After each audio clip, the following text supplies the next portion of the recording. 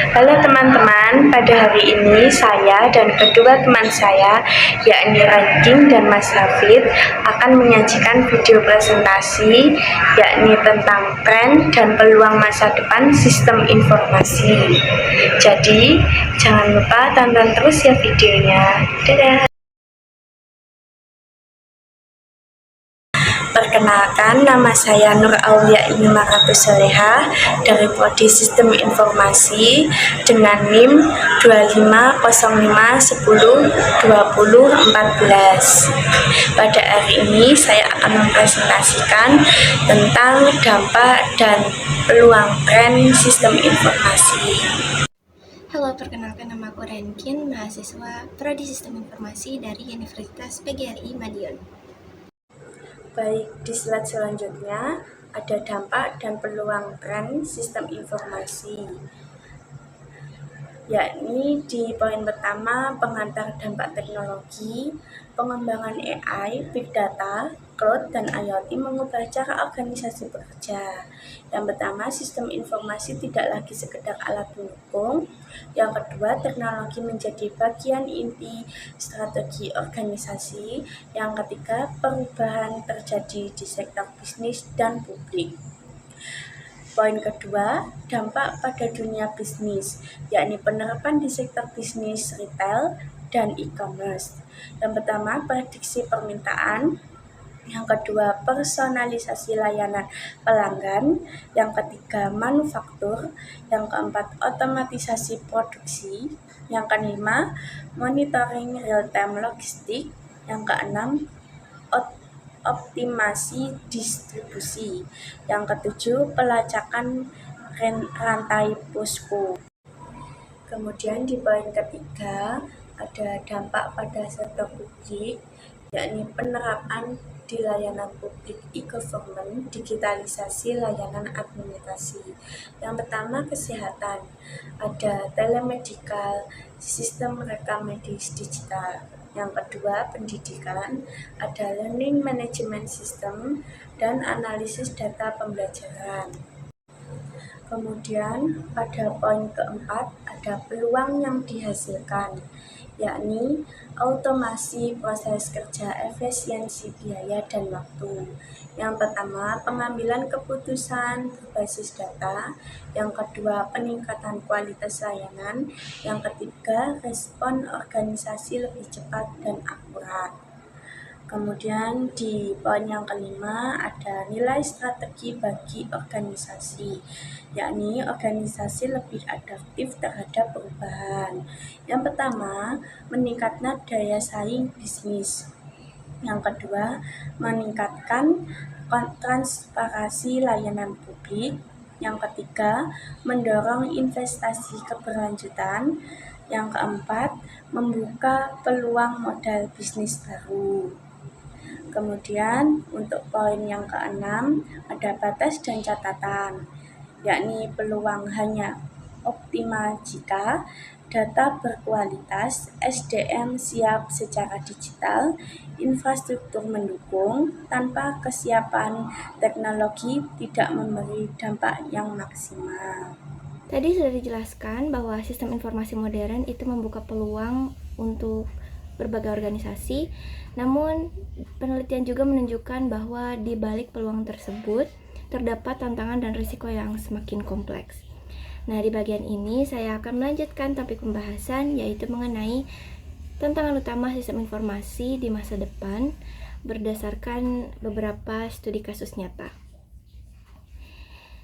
Nah, jadi dalam beberapa tahun terakhir, organisasi di berbagai sektor itu berlomba-lomba untuk mengadopsi teknologi misalnya AI, Big Data, dan Cloud Computing, di mana hal ini sejalan dengan kajian Future Trends in Information Systems yang menyebut bahwa tekanan kompetitif itu mendorong adopsi teknologi secara cepat. Nah, namun penelitian tersebut juga menegaskan bahwa kecepatan adopsi teknologi itu seringkali tidak diimbangi dengan aspek-aspek pendukungnya seperti kesiapan sumber daya manusia, regulasi, dan tata kelola. Kita ambil contoh, ada beberapa sebuah teknologi yang diciptakan, sebuah karya, yaitu misalnya chatbot AI milik pemerintah Indonesia, misalnya untuk menangani data diri dan lain-lain, dimana sebenarnya awalnya itu tujuannya untuk mempermudah pelayanan agar bisa dilaksanakan di mana saja. Namun karena aspek pendukungnya tadi tidak terlalu diperhatikan, misalnya sumber daya manusianya kurang mendukung, skillnya kurang mumpuni, akhirnya chatbot tersebut tidak maksimal. Akhirnya para pengguna kembali secara manual untuk menggunakan atau memanfaatkan tujuannya begitu. Dan akhirnya apa? Yang tadinya teknologi itu untuk solusi malah menimbulkan namanya resiko baru. Selanjutnya ada di tantangan teknis. Tantangan teknis ini membahas keamanan data dan privasi. Jadi ketika organisasi itu mulai menyimpan data dalam volume yang besar, banyak, data tersebut itu akan berubah jadi aset yang sangat bernilai. Namun, sebagaimana dijelaskan oleh jurnal 2021 by Kesetri, semakin besar skala pengumpulan data, semakin besar pula exposure terhadap risiko kebocoran data dan serangan cyber. Intinya, karena data itu semakin banyak, kemudian data itu akan semakin tinggi nilainya, juga orang banyak yang mau, dan akhirnya serangan cyber itu bakal meningkat pula. Hal ini terlihat jelas di berbagai kasus kebocoran data. Ini misalnya ada diagram yang menunjukkan angka kebocoran data yang dialami oleh tiap negara dari tahun 2020 sampai 2024, di mana salah satunya ada negara Indonesia. Di sana dengan total kurang lebih 90 juta akun yang bocor, dengan beberapa contoh, misalnya ada di BPJS sekitar 19 juta akun yang bocor, kemudian ada bank, juga ada IndiHome. Di sana menunjukkan kebocoran itu ya, bahwa perlindungan data itu sering tertinggal dibandingkan laju digitalisasi. Maksudnya, semakin canggih teknologi atau tingkat digitalisasi itu tidak menjamin semakin kuat pula yang namanya perlindungan data. Begitu. Selanjutnya masih di tantangan teknis tentang ketergantungan teknologi. Nah, selain tadi keamanan data dan privasi, tantangan teknis lain yang menguat adalah soal ketergantungan teknologi berupa ketergantungan organisasi pada cloud global. Nah, secara teknis, cloud itu memang memberikan yang namanya efisiensi. Namun, literatur sistem informasi menyoroti risiko istilah vendor lock-in atau kondisi ketika organisasi itu kehilangan yang namanya fleksibilitas dan kontrol terhadap sistem dan datanya sendiri.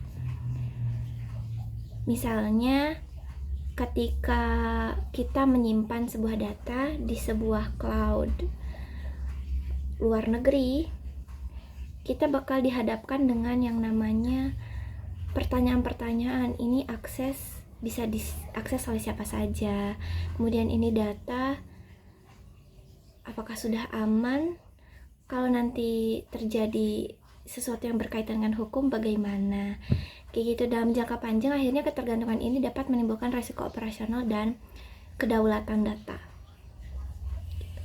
Selanjutnya ada di bidang sosial dan ekonomi. Ini kaitannya sama dunia tenaga kerja, dimana di sini disenggol tentang otomatisasi dan AI itu menggantikan banyak tugas rutin, banyak job desk gitu. Namun, Future of Jobs Report dari World Economic Forum menegaskan bahwa teknologi itu tidak sepenuhnya menghilangkan yang namanya pekerjaan, melainkan menggeser peran kerja. Gitu. Tetapi di sini muncul masalah karena tidak semua tenaga kerja itu memiliki akses yang sama untuk melakukan namanya reskilling. Nah, disinilah munculnya kemungkinan kesenjangan keterampilan digital gitu. Selanjutnya terakhir ada tantangan etika, menyorot tentang bias dan tanggung jawab AI. Jadi ketika sistem informasi itu mulai berperan dalam pengambilan keputusan, tantangan etika itu bakalan menjadi semakin penting. Penelitian tentang AI ethics ini menunjukkan bahwa algoritma dapat menghasilkan keputusan yang bias jika dilatih dengan data yang tidak seimbang. Ada contoh kasus nyata, pernah ada Amazon ini tuh menghentikan sistem rekrutmen berbasis AI karena itu terbukti mendiskriminasi pelamar perempuan. Dilaporkan oleh Reuters tahun 2018. Juga ada kasus lain di Belanda di mana sistem AI untuk deteksi kecurangan bantuan sosial secara keliru yang menuduh ribuan keluarga hingga akhirnya memicu krisis politik nasional. Gitu. Sehingga dari berbagai kajian dari kasus tersebut dapat disimpulkan bahwa ternyata tantangan utama sistem informasi di masa depan itu terletak juga di bagaimana keseimbangan aspek-aspek pendukung seperti sumber daya manusia, kemudian organisasi dalam mengelola, mengawasi, terus bagaimana mempertanggungjawabkan penggunaan teknologi itu sendiri agar teknologi itu bisa menghasilkan sesuatu yang diharapkan. Oke. Nah, sehingga dari analisis kami semua, kami menyimpulkan untuk menjawab pertanyaan apakah peran manusia ini akan hilang tergantikan oleh teknologi? Jawabannya lebih tepatnya peran manusia itu bergeser. Yang dari awalnya pelaksana teknis, karena ada teknologi canggih, manusia hanya akan menjadi pengawas sistem dan pengambil keputusan berbasis data. Intinya, adanya teknologi itu bukan menggantikan sepenuhnya pekerjaan manusia, tetapi menjadi teman manusia untuk mempermudah pekerjaannya. Dengan demikian, masa depan sistem informasi itu tidak hanya ditentukan oleh tingkat kecanggihan teknologi, tetapi juga diimbangi dengan yang tadi, kesiapan sumber daya manusia, regulasi, bagaimana mengelolanya. Karena dengan demikian, tanpa kesiapan tersebut, teknologi itu bakalan berpotensi menjadi resiko daripada solusi. Mungkin sekian pembahasan dari aku.